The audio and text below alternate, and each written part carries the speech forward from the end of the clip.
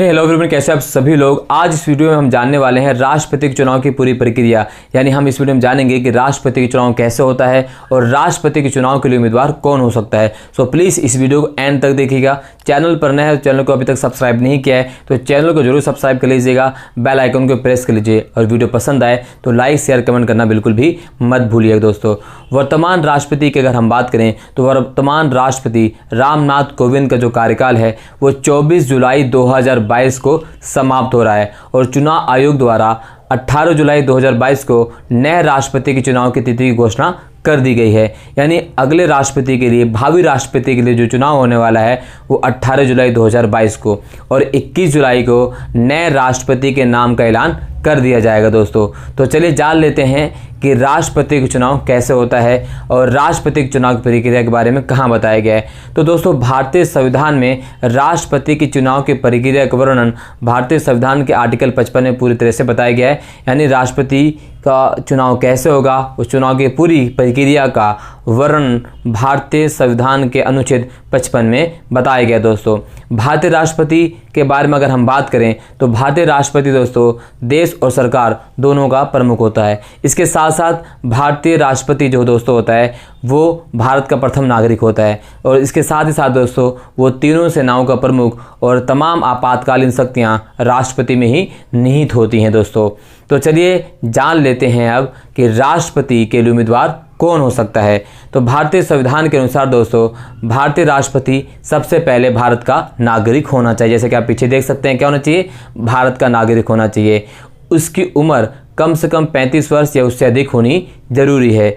तीसरी, वह लोकसभा के सदस्य बनने की योग्यता रखता हो। ठीक वैसे ही जैसे लोकसभा के सदस्य जो एमपी होते हैं उनकी जो योग्यता होती है वही योग्यता राष्ट्रपति के पास भी होनी चाहिए और उसके बाद वह पागल या दिवालिया नहीं होना चाहिए। दोस्तों, ये कुछ योग्यताएं हैं राष्ट्रपति बनने के लिए। इसके साथ ही साथ दोस्तों राष्ट्रपति के पद के उम्मीदवार के लिए उसके पास 50 अनुमोदक और 50 प्रस्तावक होने चाहिए और साथ ही साथ दोस्तों 15,000 रुपये डिपॉजिट करने होते हैं। कितने हज़ार रुपये?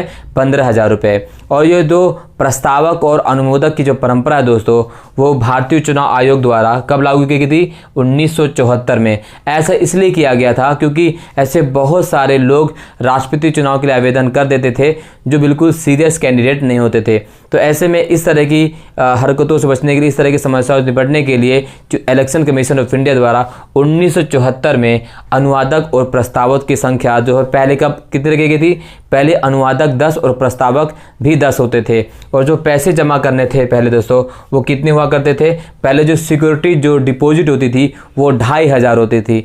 बट बाद में 1997 की अगर हम बात करें 1997 में तो अनुवादक और प्रस्तावक की संख्या 50-50 कर दी गई और जो सिक्योरिटी डिपॉजिट है उसे बढ़ाकर 15,000 रुपये कर दिया गया। तो ये है दोस्तों राष्ट्रपति के लिए पद के लिए आवेदन करने की प्रक्रिया। यानी अगर आप ये सारी चीज़ें फुलफिल करते हैं तो आप राष्ट्रपति पद के लिए आवेदन दे सकते हैं। दोस्तों, अब बात करते हैं कि राष्ट्रपति का चुनाव कैसे होता है। क्या राष्ट्रपति के चुनाव ठीक वैसे ही होता है जैसे हम आम नेताओं, आम एमपीज़ का चुनाव करते हैं, जैसे लोकसभा का चुनाव होता है? जी नहीं, यहाँ पर चुनाव ऐसे नहीं होता है। राष्ट्रपति के चुनाव अप्रत्यक्ष रूप से होता है और हम आपको बता दें कि राष्ट्रपति के चुनाव में 1 वोट 1 व्यक्ति का सिस्टम भी नहीं होता है। तो जान लेते हैं कि राष्ट्रपति के चुनाव में कौन कौन से लोग भाग लेते हैं। तो राष्ट्रपति के चुनाव की अगर हम बात करें दोस्तों तो राष्ट्रपति के चुनाव में जो इलेक्टोरल कॉलेज मेंबर्स होते हैं तो उसमें कौन कौन लोग शामिल होते हैं? लोकसभा और राज्यसभा। जी हाँ, लोकसभा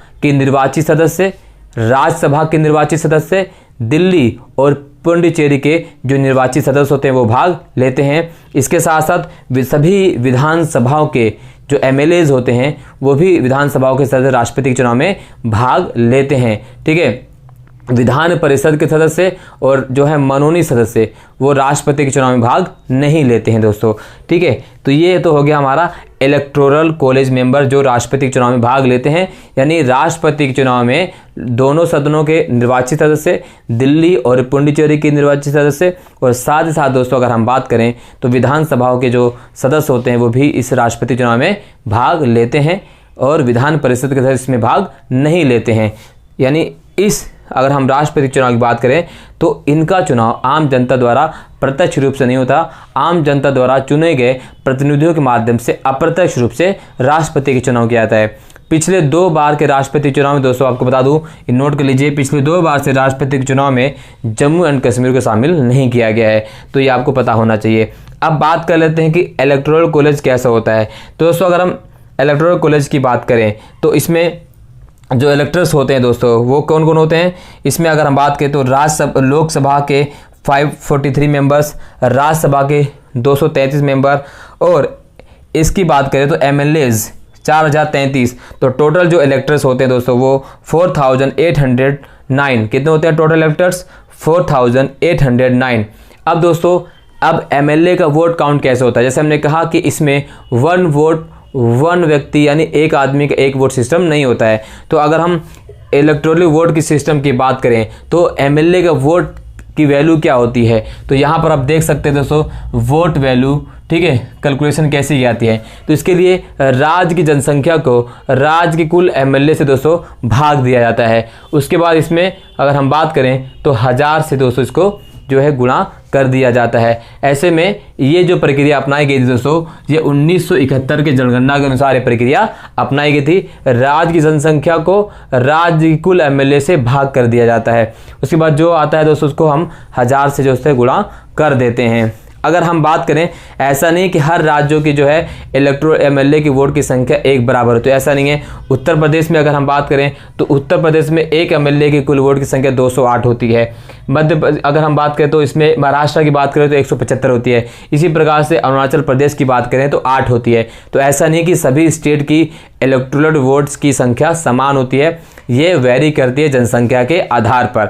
चलिए अब हम बात करते हैं दोस्तों कि राष्ट्रपति के मेंबर, टोटल मेंबर की संख्या कैसे निकाली जाती है। तो ये तो हमने देख लिया एमएलएज की कैसे काउंट किया जाता है। अब हम बात करते हैं कि एमपी का वोट कैसे काउंट किया जाता है। तो एमपी का वोट काउंट करने के लिए जो तरीका अपनाया जाता है उसमें क्या होता है दोस्तों, टोटल वैल्यू ऑफ वोट्स, ठीक है, यानी जितने एमएलए के वोट्स होते हैं तो टोटल वैल्यू ऑफ वोट्स, ध्यान रखना, total value of all votes, ठीक है, total value of all votes of MLA.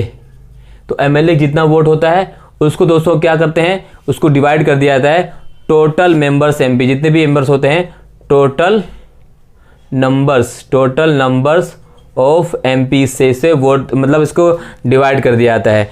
तो अगर हम बात करें तो अगर हम अगर एमएलए की बात करें तो टोटल एमएलए की जो वोट है दोस्तों वो कितना है, वह है 543,231 यानी 5 लाख, ठीक है, 43,231 टोटल कितने हैं एमएलए के वोट हैं। उसको बाद में दोस्तों जो है फिर उसको डिवाइड कर दिया जाता है किससे, एमपी से। तो एमपी की अगर हम बात करें तो इससे वो 76 से डिवाइड कर दिया जाएगा तो 700 आएगा। तो इस तरह से इसको डिवाइड वैल्यू निकाला जाता है। तो अगर हम बात करें टोटल एमपीज और टोटल एमएलएज का अगर हम जोड़ दिया जाए तो टोटल वोट कितना होता है दोस्तों, टोटल वोट होता है 10,86,431। कितना होता है, 10,86,431। अब ये 10,86,431 कैसे आया दोस्तों, तो इसमें अगर हम बात करें तो पहले एमपीज की अगर हम बात करें तो एमपीज कितना है इसमें, तो एमपीज की अगर हम बात करें दोस्तों तो 5 लाख जो है, ठीक है, 200 जो है एमपीज के हैं। इधर से अगर हम एमएलएज की बात करें तो 5 लाख, ठीक है, 43,231 जो है इसको प्लस कर दिया जाएगा। तो टोटल वैल्यू ऑफ वोट्स कितना हो जाता है, 10,86,431। अब इसका आधा कितना हो गया, 50%। तो इसका आधा वोट प्राप्त करना होता है, यानी 5,43,216, 5,43,216 वोट प्राप्त करने होते हैं किसी भी उम्मीदवार को राष्ट्रपति बनने के लिए 50+1। तो ये इस तरह से राष्ट्रपति के चुनाव की प्रक्रिया पूरी होती है दोस्तों। और जो हमारे अगले राष्ट्रपति हैं वो 25 जुलाई 2022 को शपथ लेंगे, यानी 25 जुलाई 2022 को हमारे भावी राष्ट्रपति होंगे या होंगी, ये हमें पता चल रहा है दोस्तों। वीडियो कैसी लगी, अगर वीडियो अच्छी लगी तो लाइक ज़रूर कीजिएगा। चैनल पर नए हैं तो चैनल को जरूर सब्सक्राइब कर दीजिएगा। बहुत बहुत धन्यवाद दोस्तों, जय हिंद।